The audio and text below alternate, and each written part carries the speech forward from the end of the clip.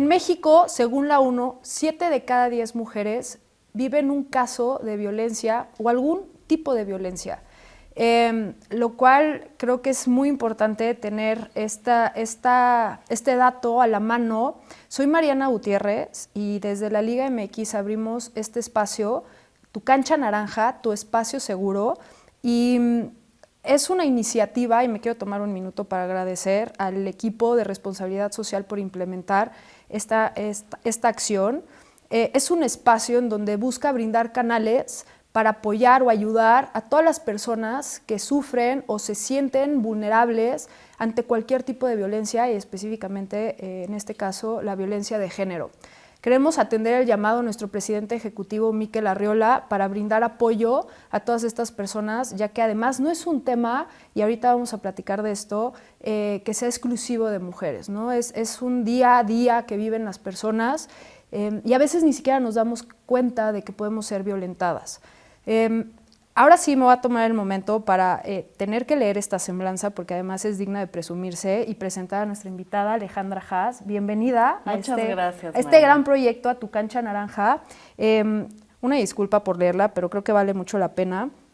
Ale desde el 2020 es investigadora, bueno, es básicamente directora ejecutiva de Oxfam México. Fue investigadora invitada en el Centro de Investigación y Docencia Económicas y asesora en Género e Inclusión de la Coordinación de Difusión Cultural de la UNAM. Fue presidenta del CONAPRED, Consejo Nacional para Prevenir la Discriminación, por un periodo de 4 años y previo a ello encabezó el área de Asuntos Políticos de la Embajada en México en Washington, D.C., desde organismos internacionales, instituciones gubernamentales y organizaciones sociales en México, Estados Unidos, Guatemala y Argentina. Ha participado en la construcción e instrumentación de iniciativas legislativas y de políticas públicas con perspectiva de derechos humanos. Todavía no para, En autora de ensayos y artículos y ha impactado clases en distintas universidades. Es licenciada en Derecho por la Universidad de Iberoamérica y maestra en Derecho por la Universidad de Nueva York. Ale, bienvenida a este primer programa. Además, qué honor que seas nuestra madrina. Básicamente, ¿por qué tenerte aquí, no? Creo que nos puedes brindar una gran generalidad sobre varios temas, pero queremos abordar el tema de violencia, así que Ale, bienvenida a este espacio. Muchísimas gracias, Mariana. Me da mucho gusto estar aquí. También muchas gracias al equipo de la Liga y la oportunidad, ¿no?, de poder hablar acerca de estos temas a inicio de año.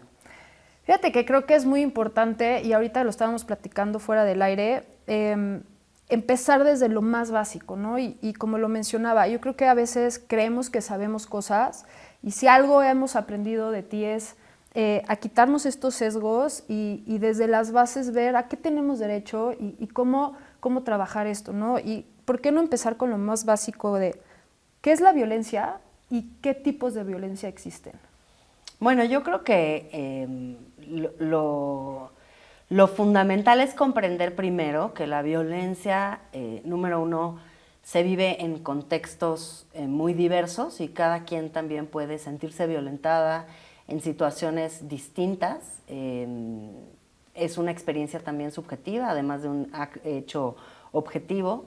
Y tiene mucho que ver con, particularmente la violencia de género, con pues temas previos, ¿no? O sea, en la definición del género y en la manera en la que nos dividimos, porque así ha ocurrido a nivel global, la humanidad se dividió en esas dos grandes categorías de hombres y mujeres que ahora están, digamos, siendo revisadas y cuestionadas y repensadas, y mucha gente está experimentando otros tipos de expresiones de género, pero digamos que esa gran división ha sido muy fundacional a la experiencia de la vida en este planeta, ¿no?, a lo largo de la historia. Y entonces, en esa lógica de una división muy dicotómica entre cierta biología y asociar a una cierta biología características culturales, ¿no? Las mujeres tienen vagina y se visten de falda y se ponen aretes, ¿no? Y los hombres tienen pene y se ponen pantalones y corbatas. Esa mezcla de lo biológico, que es el sexo, con lo cultural, que es el género, ha establecido ciertas reglas de convivencia que desfavorecen cuando vemos esta forma binaria de que opera el mundo, que a veces pues no favorecen la libre expresión de todas las potencialidades humanas. Esa, digamos, es una crítica muy básica y quizá muy ligera al binarismo. La crítica más dura viene cuando el binarismo es partícipe de la reproducción de la violencia. ¿Por qué? Pues porque justamente la violencia de género se basa en el hecho de que se asume que un género es fuerte, rudo, violento, agresivo, lo que llama Rita Segato la condicionante de la masculinidad del machismo, ¿no? Los hombres condenados a ser agresivos, condenados a ser violentos, y las mujeres receptoras de esa violencia, y también muchas veces condenadas a cosas como, por ejemplo, a la maternidad, a las tareas reproductivas, al cuidado, sin remuneración y sin ningún tipo de reconocimiento, por darte solamente uno de las muchas condicionantes que también viven las mujeres, ¿no? Pero digamos que en las relaciones entre hombres y mujeres, la violencia que se da, que es muy concreta, y absolutamente desproporcionada la violencia que ejercen los hombres sobre las mujeres respecto de la que pueden ejercer a veces las mujeres sobre los hombres, no tiene nada que ver, ¿no? Tiene que ver con esto, ¿no? Con estas dos condicionantes y estos mandatos de género, pues que ponen a las personas en el cumplimiento de un cierto rol para sentir que están siendo, en el caso de los hombres y su agresividad, todo lo hombres que tienen que ser, ¿no? Y ahorita que hablas de eso, fíjate que muchas veces creemos, empezamos a darnos cuenta que hay distintos tipos de grupos que son mucho más vulnerables a la violencia, ¿no? Y ahorita nos explicas de eso, pero a mí me gustaría entender qué tipos de violencia hay antes de hablar por qué estos grupos son más vulnerables a estos diferentes tipos de violencia. Mira, si me permites, te cuento un poco como que la discriminación, que son los actos que diferencian o afectan a grupos de personas por ciertas características, se da en un continuo, ¿no? Entonces hay desde las expresiones discriminatorias, las palabras, las maneras de hablar y de pensar y de comunicar en torno a un grupo, ¿no?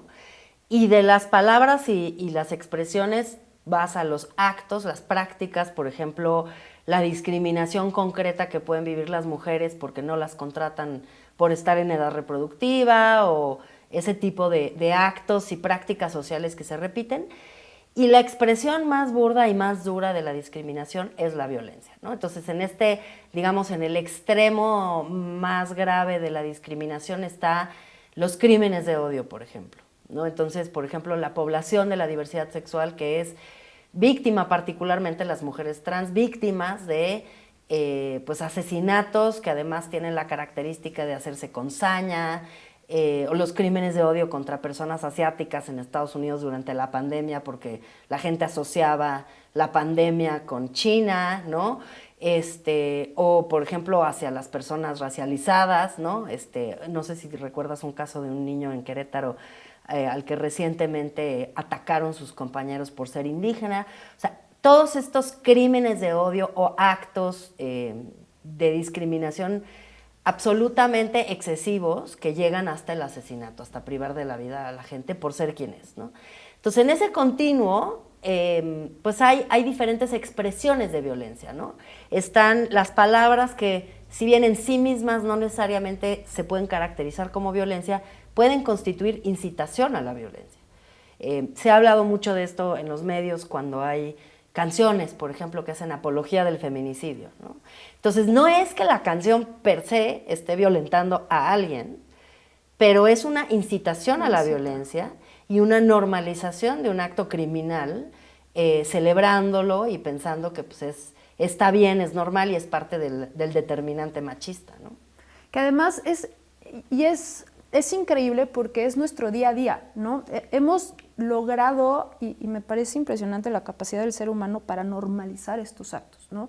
O sea, de lo que tú dices, si yo hago una relación con por ejemplo, a los datos del fútbol, que es la industria en la que estamos, el promedio de edad de una persona aficionada al fútbol, a la Liga MX Femenil Expansión, es 35 años. Eso quiere decir que la relación que hacías tú con las mujeres transgénero, todas esas personas, el promedio, estaríamos muertas, habríamos sido asesinadas.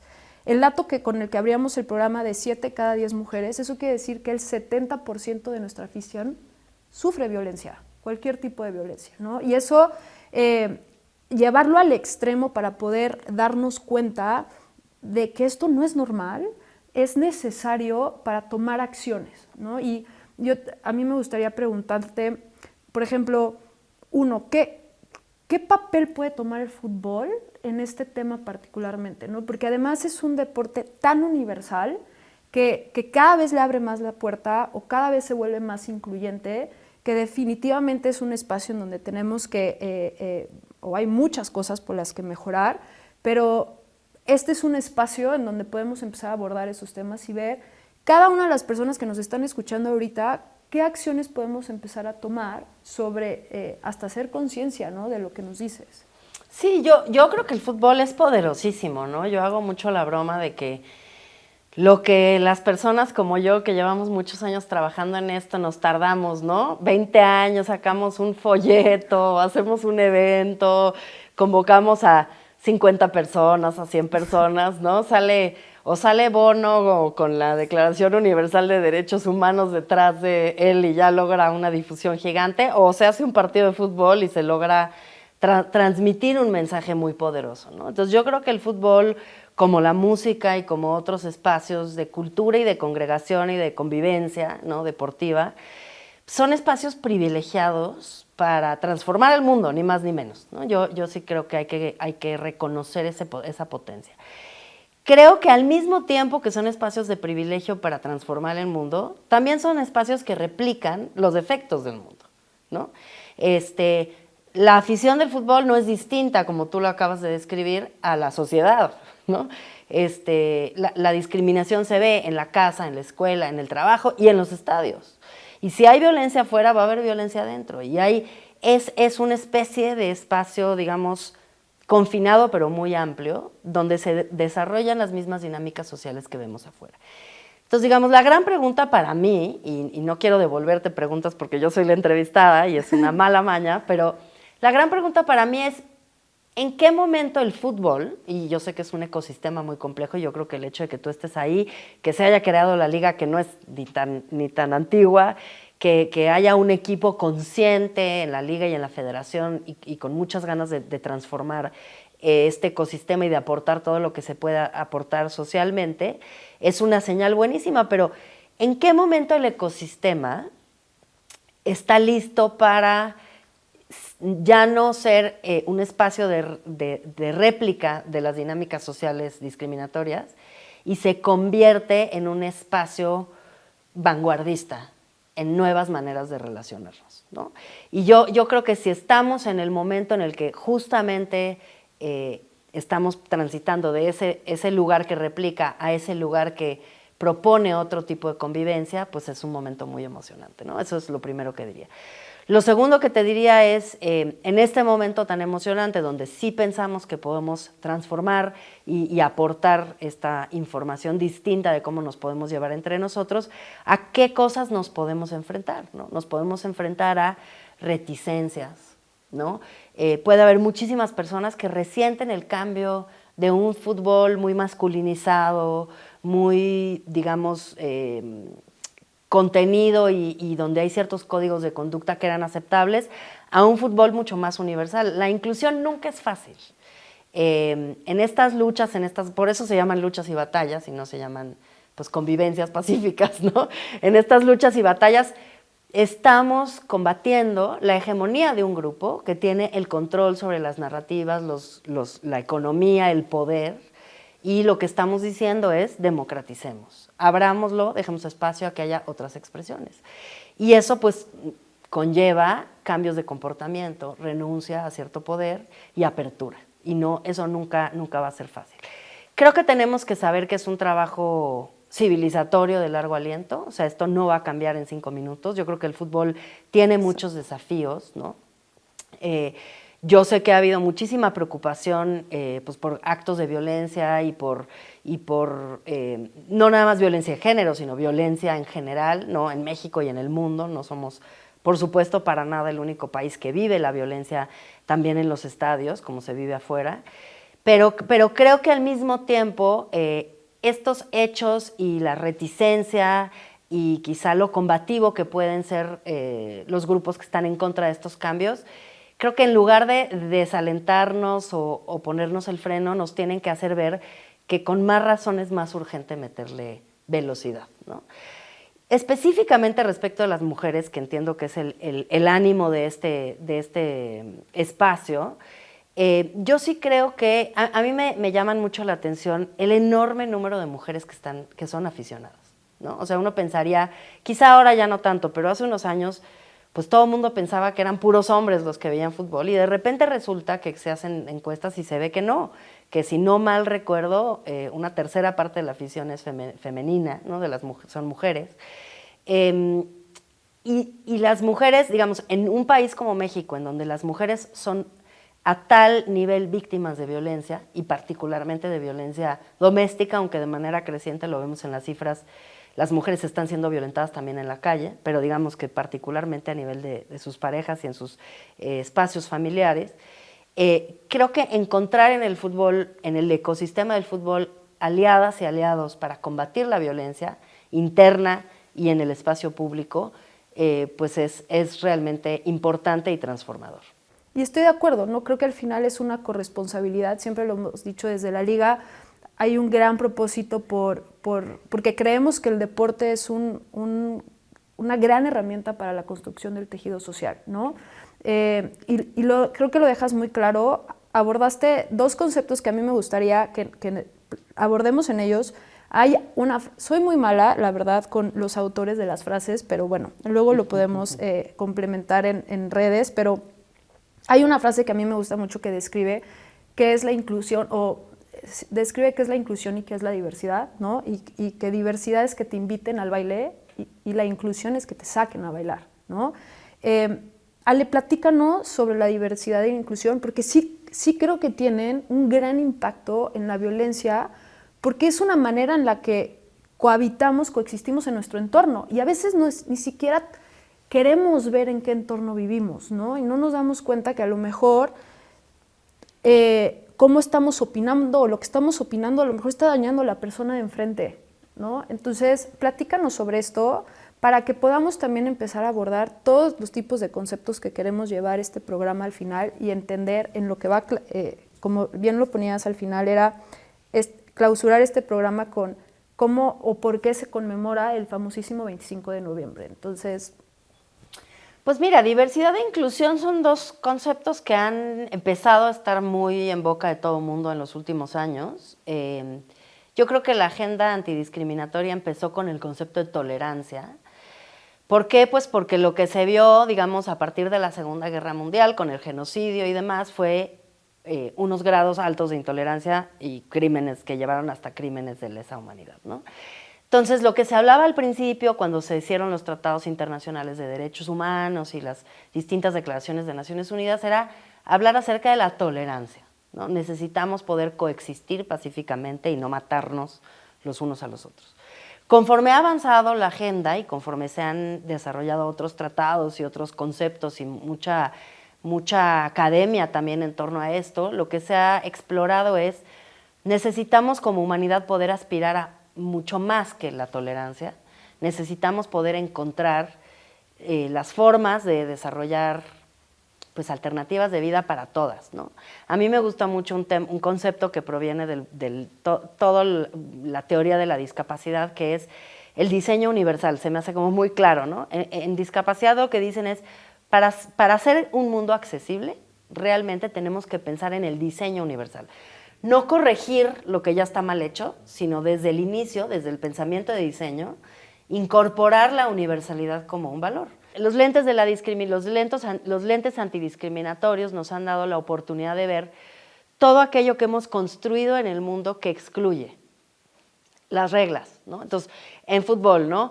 que si los baños de hombres, ¿no? Y no había baños para las mujeres. No sé, ni siquiera se pensaba que iba a haber equipos de mujeres, ¿no? Entonces, bueno, pues hay que repensar los baños. Luego hay que pensar en, no sé, si espacios para lactancia en los espacios de trabajo, ¿no? Antes no había espacios de lactancia porque nadie ni concebía que las mujeres pudieran estar ahí. No había, por supuesto que en las ciudades no hay rampas y no hay guías para ciegos porque pues que si tienen discapacidad que se queden en su casa, ¿no? Y poco a poco lo que ha hecho el mundo es ir pensando, no, todo el mundo tiene derecho al espacio público, todo el mundo tiene derecho a jugar fútbol, todo el mundo tiene derecho al trabajo. Y si queremos que la gente salga, tenga o no tenga discapacidad, que las mujeres estén en el fútbol o que las mujeres trabajen, necesitamos que los entornos sean entornos que se piensen para acompañar y para poder adecuarse, ¿no? Es un cambio sistémico muy importante, es un cambio conceptual muy importante porque hay como una lógica en la manera en la que está construido el mundo en donde el ciudadano, digamos, ideal es hombre, propietario, blanco, que vive en una ciudad, que no vive con discapacidad, que no está enfermo, que tiene alrededor de 30 o 40 años, que no es viejo, que ni es niño. Ese es como el ciudadano ideal. Y lo que antes se decía es que todo el mundo se adapte a un edificio, política, situación diseñada para esa persona. Y si tú eres una persona que quieres entrarle a ese juego, adáptate, vuélvete como él para que él, porque no vamos a hacer adecuaciones por ti. El cambio de paradigma es, perdón, pero lo que tiene que cambiar no es la persona, tiene que cambiar el sistema. No, y qué importante lo que dices, porque ¿por qué adaptarnos a las reglas en un mundo tan cambiante? Las reglas tendrían que adaptarse a nuestro mundo cambiante, ¿no? Las tecnologías se están acelerando. O sea, si hoy vemos todas las gráficas demográficas, económicas, del deporte, todas en los últimos 20 años están acelerando todo aquello que pensamos. Entonces, si seguimos con las reglas de hace miles de años, pues es increíble cómo el mundo evoluciona sin el ser humano, porque el ser humano no puede evolucionar, ¿no? Ahora, vamos a llevarlo a la parte económica, porque ese impacto que dices, generalmente podríamos creer que corregir la regla cuesta más dinero. Pero si estamos a tiempo de corregirlas, a la larga, ¿qué impacto tiene eso en la economía? O sea, si hoy pensamos en, por ejemplo, el fútbol, ¿no? ¿Cómo se tiene que adaptar? Una es porque tiene y otra es por el querer, ¿no? Por esta voluntad propia. Pero los estadios, pues hoy los estadios se están haciendo para que todas las personas quepan en el estadio. Pero es muy complejo generar hoy un estadio, deja tú para personas que tienen algún tipo de discapacidad, ¿no? Ahorita lo veíamos en Qatar, las personas que tienen que rezar 4 o 5 veces al día, ¿no? Hay que hacer esas salas, porque hay distintas religiones que abordan el fútbol, ¿no?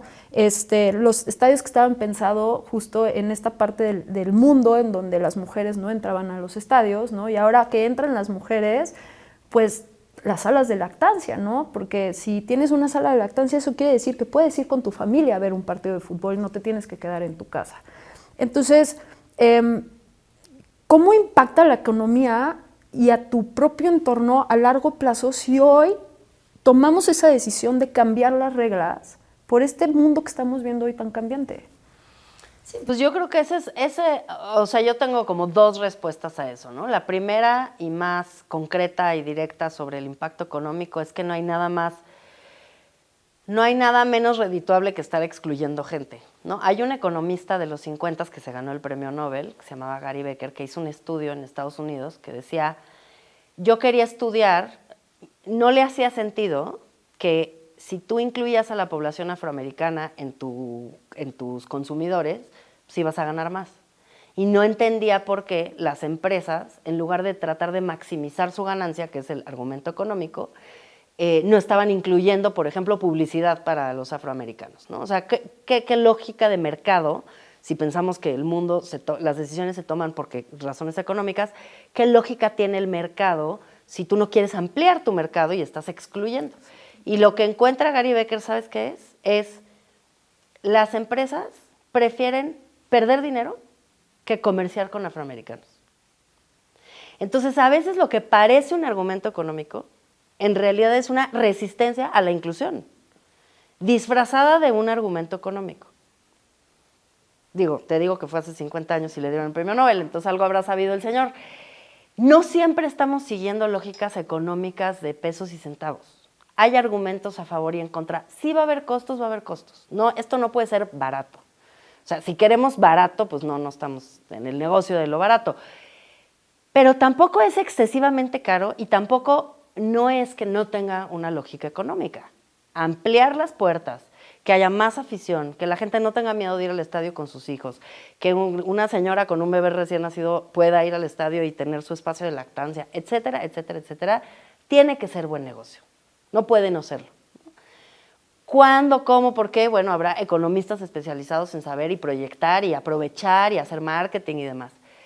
Pero cuando ves esa resistencia y lo que te argumentan son cuestiones económicas, lo que hay en realidad son ganas de no hacerlo.